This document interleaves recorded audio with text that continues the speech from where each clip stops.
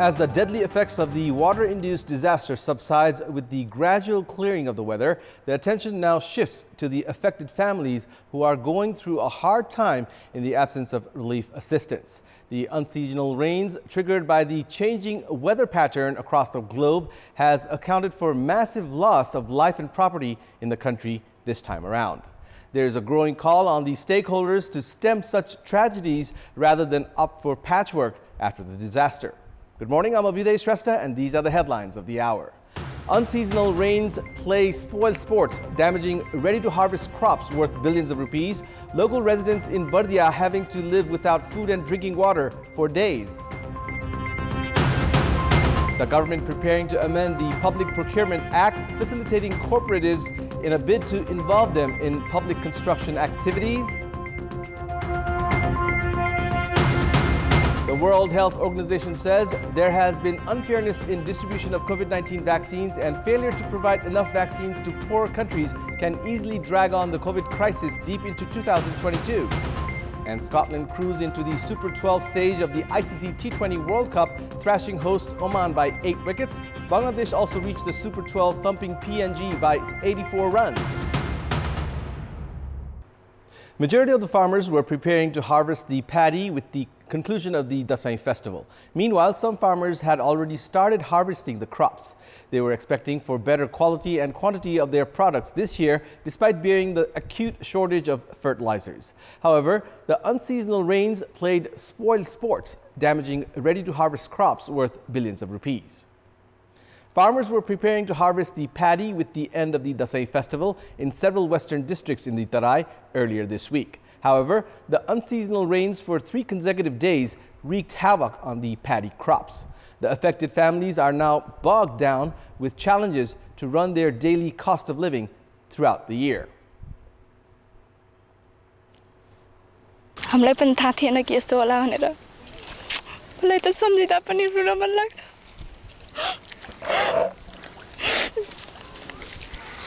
के गर्ने होला अब सबैलाई समस्या छ हैन दाइ हजुरहरु पनि बुझ्ने कुरा हो सरकारले पनि के राहत दिन्छ कि दिदैन यहाँ मात्रै हैन मेरो माइती हो बर्दिया त्यहाँ पनि सब धान नदीले बगा छ. Likewise, the flood and inundation have severely affected paddy fields in several districts of the western Tarai, including Banke, Bardia, Koilali, Dang and Kanchanpur.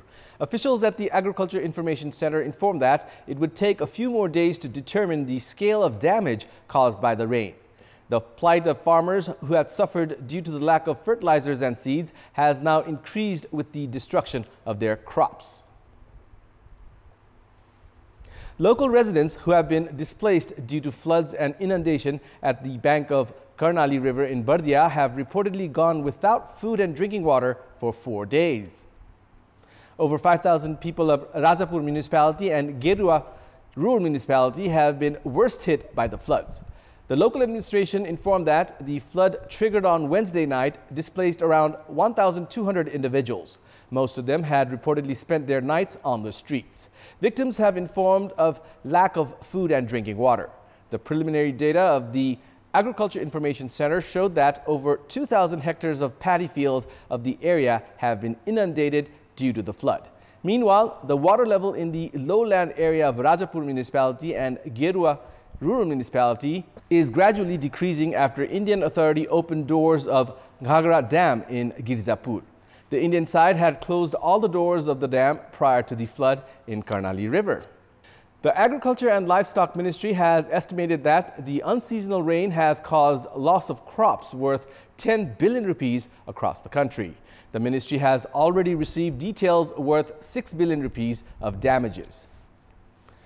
Corporations affiliated to agriculture across the country informed the Agriculture Ministry regarding the loss of paddy crops worth 6 billion rupees in the face of the unseasonal rain. However, government officials said that they are yet to figure out the scale of damage as details are still pouring in.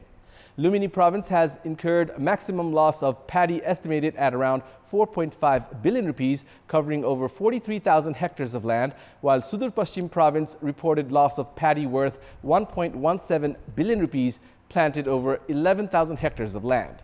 The ministry informed that Jhapa, Morang, Sunsari districts in Province 1 have witnessed up to 15% damage, and details are still being collected. Agriculture ministers and secretaries of all the 7 provinces are holding a meeting this coming Tuesday to discuss the possible relief package and compensation for the farmers who have incurred losses to their crops. In our Public Voice segment, we had asked the people in Salyan, Birganj and Pokhara regarding the lackluster role of the provincial government in the relief and rescue operation. Let's take a look at what they had to say.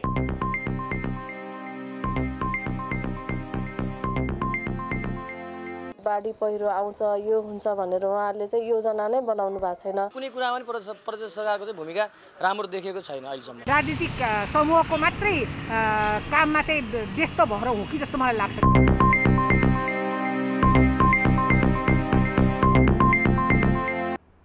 The government is preparing to amend the Public Procurement Act, facilitating cooperatives related to laborers in a bid to involve them in public construction activities. The act is being amended to implement the provision included in the replacement bill to hand over these projects worth up to 5 million rupees to cooperatives. It has come to the light that the government is doing its legworks to involve these cooperatives in public construction activities, even as it has been said that the act is amended to ease the procurement and construction process. The amendment will pave way for the government to hand over projects to companies which have not received permission for public construction. Former administrators have expressed their concern over the government's preparation to assign these cooperatives for public construction at a time when irregularities largely plague this sector. The much-awaited 26th Conference of Parties event is to kick off in Glasgow, Scotland from 31st of October, later this month. Nepal is sending an inclusive team led by Prime Minister Sher Bahadur Deuba himself at the event to highlight climate crisis issues of Nepal. Speaking ahead of embarking on the journey, Secretary for Ministry of Forest and Environment expressed his full confidence that the delegation would pitch crucial agendas at the platform with substantial results.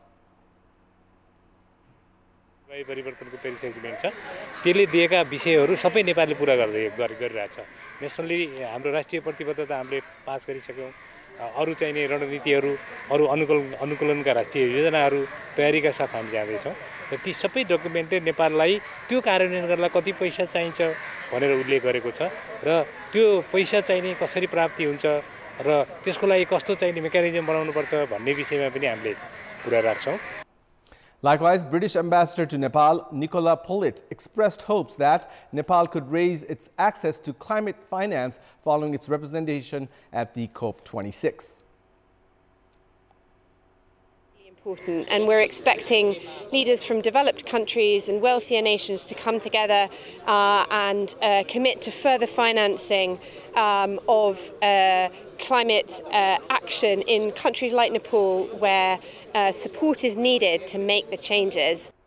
Nepal is gearing up to table mountain agenda, access to climate finance, among other crucial agendas at the 26th Conference of Parties. It's time now for our segment Public Pulse, where you text us with your opinion.